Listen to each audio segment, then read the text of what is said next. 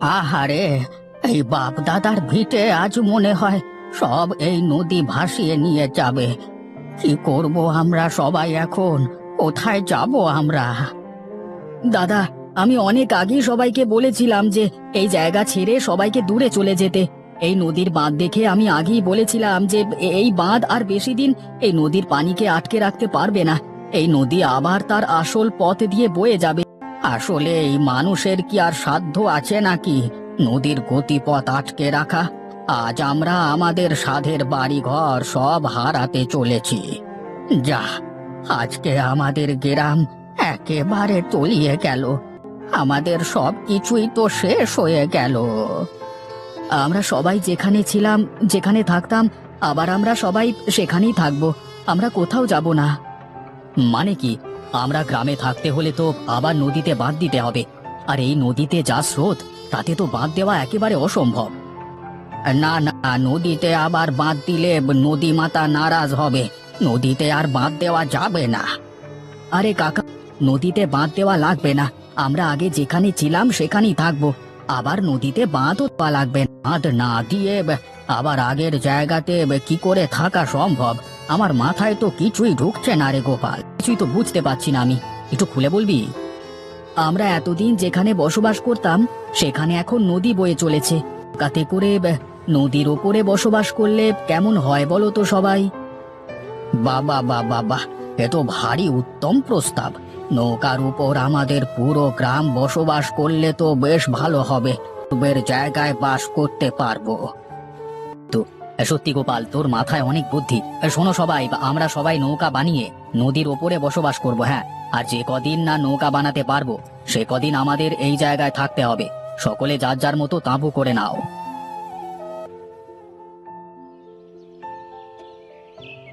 তা গনাইদা, তোমার বেচা কেনার কি খবর? ভালোই চলছে তো নাকি?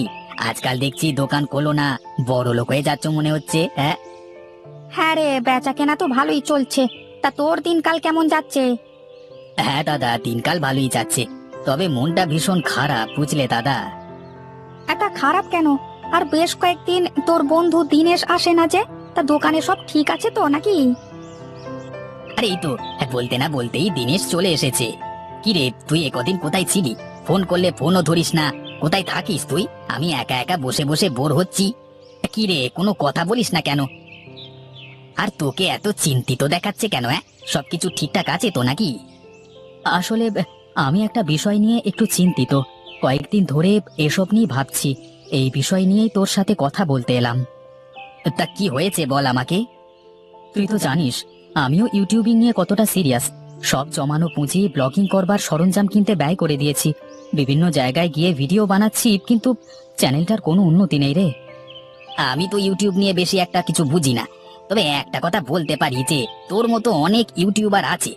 তাই সফলতা পেতে হলে তোকে আসলে এমন কিছু করতে হবে যেটা তোকে সবার থেকে আলাদা করবে। হ্যাঁ হ্যাঁ, মানে তুই জ্ঞান হিসেবে ভাবিস না জানো। আমি বললাম আর কি। তাহলে কি করা যায় বলতো দেখি। এই নিউজ পেপার নাও গো দাদা, সকালবেলায় গরম গরম চায়ের সাথে গরম গরম নিউজ পড়ো।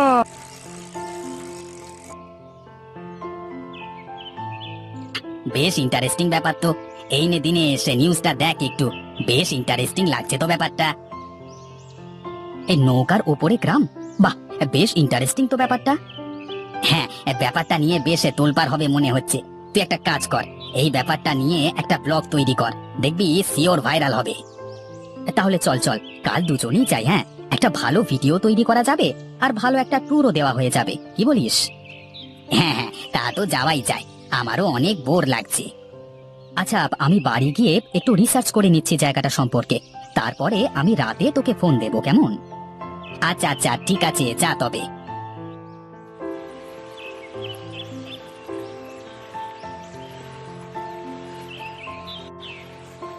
যাক, অবশেষে নদীর আশীর্বাদে আমরা আবার আমাদের পূর্বের স্থানে বসতি করতে সক্ষম হয়েছি। এই বুড়ো বয়সে আর বাপ দাদাদের ভিটে ছেড়ে অন্য কোথাও যাওয়া লাগলো না আমার।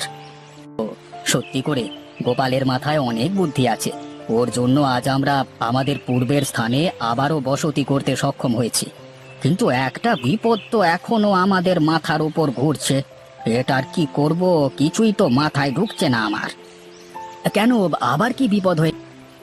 আমরা যখন জমিনে বাস করতাম তখন চাষের উপযোগী অনেক জমি ছিল, সেখানে আমরা চাষবাস করে আহার জোগাতাম।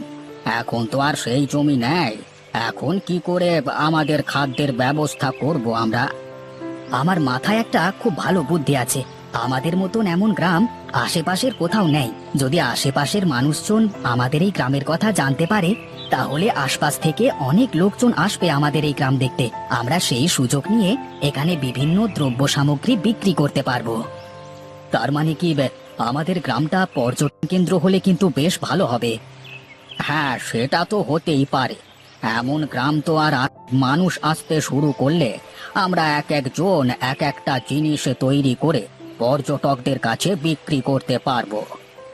হ্যাঁ, আসলেই তাই। পর্যটকদের খাওয়ার জন্য কিন্তু আমরা নদীর ওপর একটা ভাসমান হোটেল করতে পারি, আর হোটেলের আশপাশ দিয়ে ভাসমান নৌকার উপরে ছোটখাটো একটা বাজার করতে পারি। হ্যাঁ হ্যাঁ, তা তো করাই যায়। আর পর্যটকদের নৌকায় করে ঘুরিয়ে তাদের কাছ থেকে টাকা নেওয়া যাবে। এভাবে এক একজন এক এক কাজ করলে আমাদের আর কোনো অভাব থাকবে না। আচ্ছা, ঠিক আছে ঠিক আছে, তাহলে আর বেশি দেরি না করে চলো তাড়াতাড়ি সবাই মিলে কাজে চলো তাড়াতাড়ি।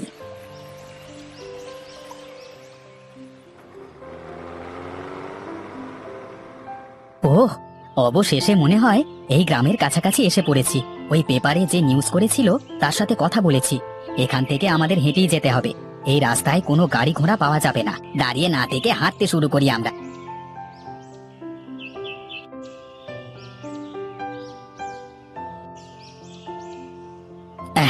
বাবারে, তেষ্টায় একেবারে গলা শুকিয়ে কাঠ হয়ে গেল। সেই কখন থেকে হেঁটেই চলেছি।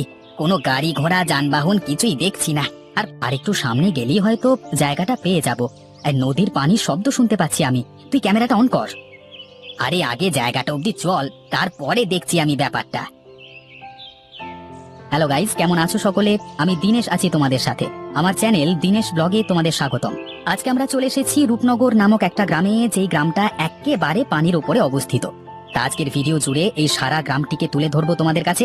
চোখ রাখো আমাদের চ্যানেলে। এই যে ভাই, আপনারা কি শহর থেকে এসেছেন নাকি? আসুন আসুন, আমরা গ্রামটা আপনাদের ঘুরে দেখাই। গাইস, আমরা ইতিমধ্যে এখানকার দুটো ভাইকে পেয়ে গেছি।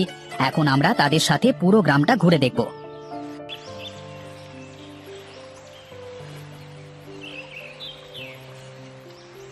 ভাই, আমরা তো আপনাদের সারা গ্রাম ঘুরিয়ে দেখালাম। আপনাদের যদি ক্ষুধা লেগে থাকে তাহলে এখানে আমাদের একটা হোটেল আছে, সেই হোটেল থেকে খাবার খেয়ে নিতে পারেন। হ্যাঁ, এখানে যখন এসে পড়েছি এখানকার খাবার ট্রাই করব না, তাই আবার হয় নাকি? আমাদের নিয়ে চলুন হোটেলে। যাচ্ছি আপনাকে। আপনার কত টাকা হয়েছে? কত দেব আপনাকে আমাদের এই গ্রামটা ঘুরিয়ে দেখানোর জন্য? আপনারা আমাদের অতিথি, আমরা কি আপনাদের কাছ থেকে টাকা চেয়ে নিই বলুন? আপনারা যেটা ভালো মনে হয় সেটাই দিন। এই নিন, এটা রাখুন। আর আমাদের আবার পারে নামিয়ে দিয়ে আসবেন, কেমন? আচ্ছা আচ্ছা, ঠিক আছে ঠিক আছে। এই নবীন, দেখ দেখ ভিডিওর ভিউজ কেমন বেরিয়ে চলেছে। মাত্র ভিডিওটা বানালাম, এর মধ্যেই মিলিয়ন ক্রস করে গেছে ভিডিওটা। দেখ, কি তোকে বলেছিলাম না, এই কন্টেন্টটা নিয়ে ভিডিও করলে অনেক ভিউজ হবে। হ্যাঁ, তাই তো দেখছি রে। এটা নিয়ে মানুষের যে পরিমাণ আগ্রহ, তাতে কিছুদিনেই এই গ্রামটা ফেমাস হয়ে যাবে আর একটা পর্যটন কেন্দ্র হয়ে যাবে, দেখিস। হ্যাঁ হ্যাঁ, তা কিন্তু তুই একদম ঠিক বলেছিস।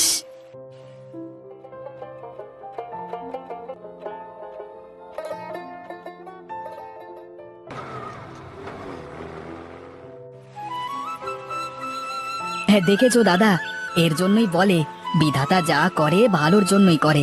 যখন আমরা নদীতে বাঁধ দিয়ে এখানে বসবাস করতাম তখন আমাদের কেউ চিনতো না, আর এখন পুরো দেশের লোক আমাদের গ্রাম সম্পর্কে জানে।